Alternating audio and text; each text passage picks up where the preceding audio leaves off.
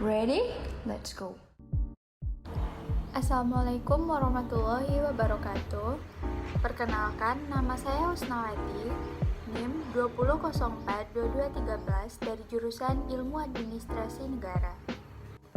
Video ini saya buat untuk memenuhi tugas pertemuan 3 Manajemen Sumber Daya Manusia Sektor Publik dengan materi Ruang Lingkup Sumber Daya Manusia. Ruang lingkup sumber daya manusia yang pertama yaitu perencanaan.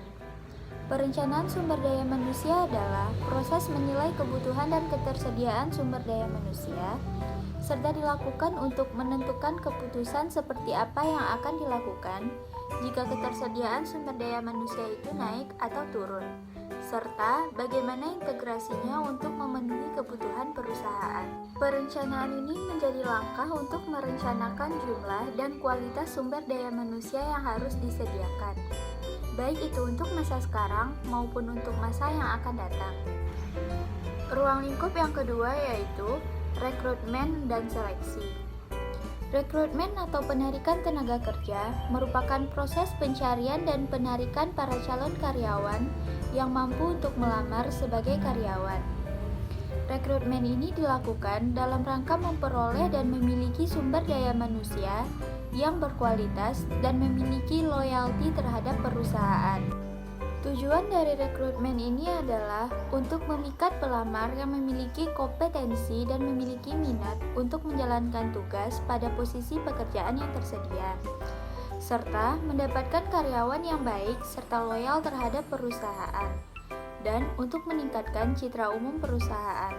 Proses rekrutmen ini terdiri dari 2 cara, yaitu dari sumber internal dan eksternal. Sumber internal berasal dari karyawan-karyawan di dalam perusahaan yang akan melakukan rotasi, mutasi, ataupun demosi. Sedangkan eksternal dapat melalui pendaftaran atau rekrutmen dari organisasi-organisasi tenaga kerja. Sedangkan seleksi adalah proses memilih tenaga kerja yang dibutuhkan dengan kualitas yang telah ditetapkan, yang dilakukan melalui beberapa tes seperti tes wawancara, tes tulis, atau beberapa prosedur serupa lainnya. Yang ketiga yaitu penempatan.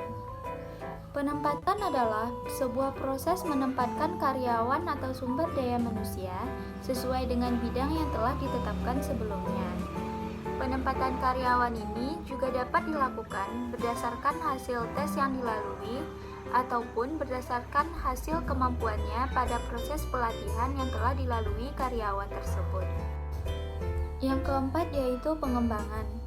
Pengembangan diartikan sebagai penyiapan individu untuk dapat memikul tanggung jawab yang berbeda atau yang lebih tinggi daripada tanggung jawab sebelumnya dalam sebuah organisasi maupun perusahaan. Pengembangan ini dilakukan dengan harapan agar individu atau karyawan akan lebih siap untuk mengantisipasi berbagai kemungkinan perubahan yang terjadi, baik itu perubahan yang direncanakan maupun perubahan yang tidak direncanakan. Yang kelima yaitu manajemen kinerja.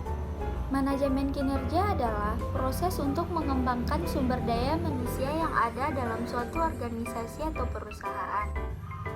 Tujuan dari manajemen kinerja ini yaitu untuk menciptakan lingkungan yang lebih efektif dan efisien, baik itu untuk perusahaan maupun untuk karyawan. Yang keenam yaitu kompensasi. Kompensasi adalah balas jasa yang dilakukan oleh perusahaan atau organisasi kepada karyawan, baik itu berupa finansial maupun non-finansial pada suatu periode yang tetap. Tujuan diadakannya kompensasi ini adalah untuk mempertahankan karyawan yang ada, menjamin keadilan, menghargai karyawan, mengendalikan biaya-biaya, dan melakukan peraturan-peraturan legal. Karena sejatinya, para karyawan memiliki hak untuk mendapatkan balas jasa dari berbagai pekerjaan yang dilakukannya. Ruang lingkup yang terakhir yaitu pemberhentian. Pemberhentian adalah pemutusan hubungan kerja antara suatu organisasi dengan seseorang atau beberapa orang pegawai yang disebabkan oleh alasan atau penyebab tertentu.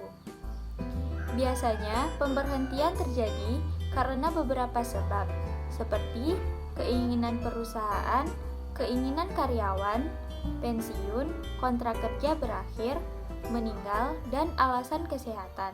Sekian materi dari saya pada video kali ini. Semoga video ini dapat bermanfaat bagi kita semua. Terima kasih atas semua perhatian. Wassalamualaikum warahmatullahi wabarakatuh.